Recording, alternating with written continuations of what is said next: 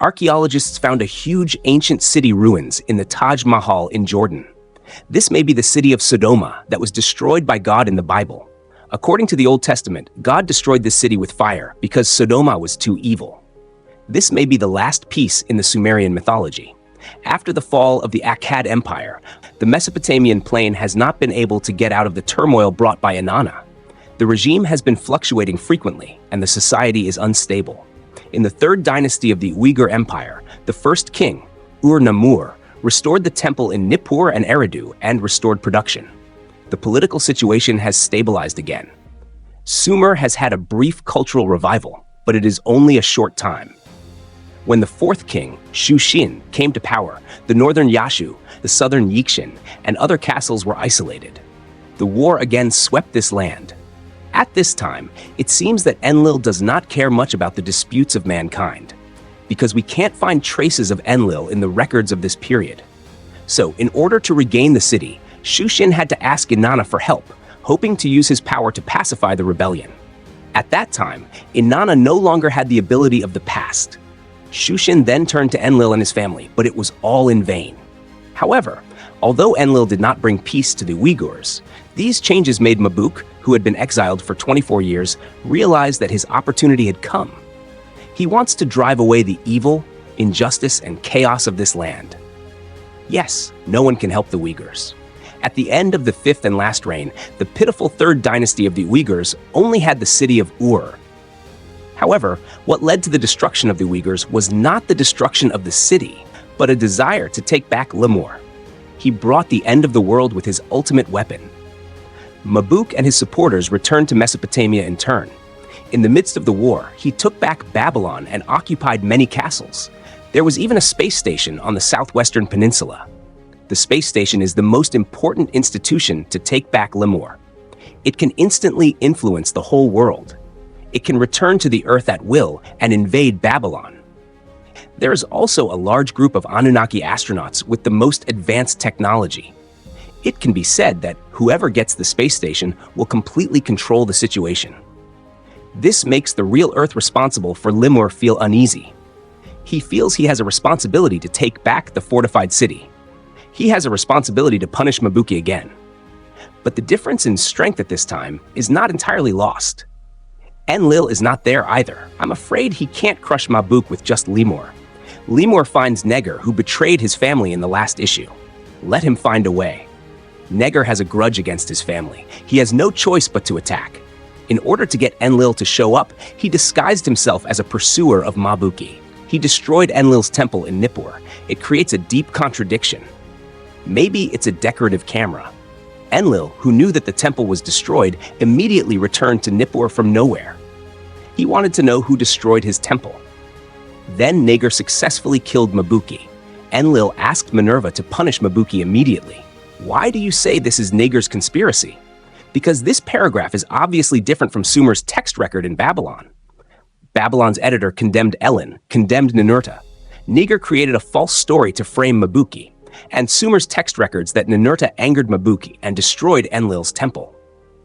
So Ninurta began to attack Marduk with Ellen, but it didn't go well. The war was fierce. Enlil gathered all the gods again to discuss how to punish Marduk. Neger suggested at the meeting to use the ultimate weapon to completely destroy Marduk. But Enlil hesitated because he knew the power of this weapon would completely destroy the civilization they had built. At this meeting, Enlil participated. He angered Neger again at the meeting and made him leave again. Whether to use the ultimate weapon was not decided by the gods. So they let Anu from far away in Nibiru to decide. Anu said it could be used, but could only be used to attack evil land. I think this part is very irresponsible to let Anu from far away in Nibiru to decide. He is not on Earth. He doesn't care what happened here. It can be used, but it can't do anything if you don't care about it. On the other hand, Neger was scolded again at the meeting. He left Nibiru in a fit of anger.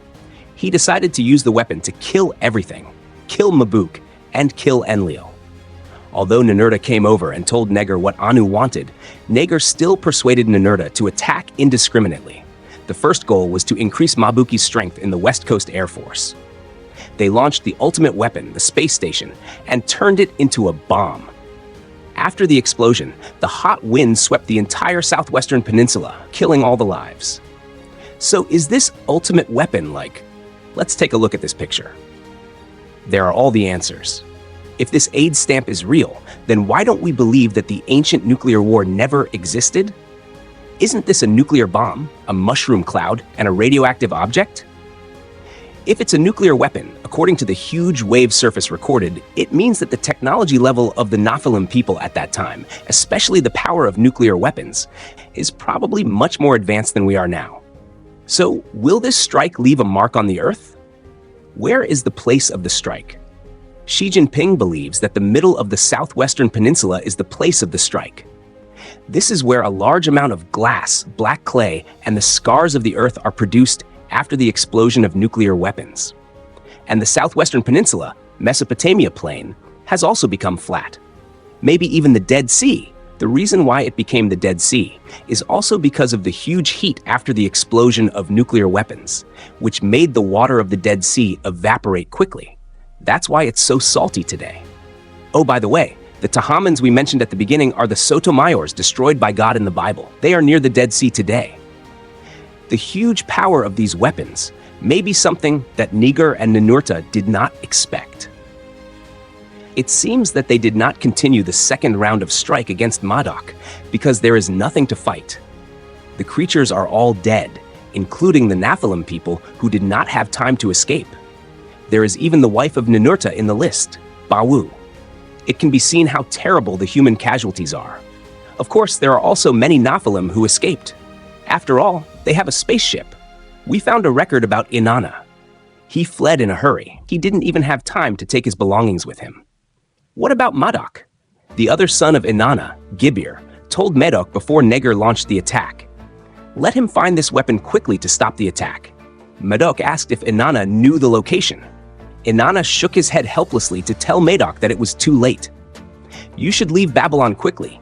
Don't drink water on the road. Don't eat anything. So Marduk escaped. His supporters, the Yarmuli people, should have fled a lot under Marduk's arrangement. These people are also the future capital of Marduk. But the Sumerian civilization was destroyed in this peace treaty. As radiation levels dropped, the survivors began to return to Mesopotamia, one after another. The Elan people, the Kuti people, and the Yashur people returned to their original castles and flourished. However, a general from the Uyghur dynasty, Isbaila, with the help of Neger, established the last dynasty in the Sumerian calendar, the Yixing dynasty. 70 years later, most of the castles, including Nippur, can be resettled. A large number of Nephilim also returned here. However, with the restoration of the environment, the war between people and gods broke out again. In the middle and late period of the Yixing dynasty, Marduk led the Yarmuli people to take back Babylon again. Later, under the efforts of him and the king for generations, he gradually colonized the surrounding cities and expanded the influence of Babylon. Until the famous Hammurabi era, Marduk and Hammurabi destroyed the Yixing dynasty of Mesopotamia and the Elan and Lacer countries. They officially became the most powerful forces in Mesopotamia. At this time, Enlil, the ruler of Mesopotamia, may have decided not to sanction Marduk because of the mistakes made by Amalta and Negev. It may also be a reversal of strength. With the strong power of Marduk, Enlil accepted the proposal of the Marduk organization. In the balance of Mesopotamia, Babylon officially replaced the Sumerian civilization. Later on, Nephilim gradually left the earth. Humans also officially took control of their own fate. This issue is the third edition of the Earth Boundary History, the last issue of the war between gods and humans. It is also the last issue of the Earth Boundary History explained in chronological order. In the next issue, I will open the fourth issue of the Earth Boundary History, The Lost Kingdom. Mr. Shay Chin gave his unique opinion on the lost civilizations such as Maya Civilization, Atlantis, and Golden City. This also has a lot to do with the Nibiru people. So, welcome everyone to continue to pay attention to my content and subscribe to my channel. Don't miss every issue. That's all for this issue. Thank you for watching. I'm Damu.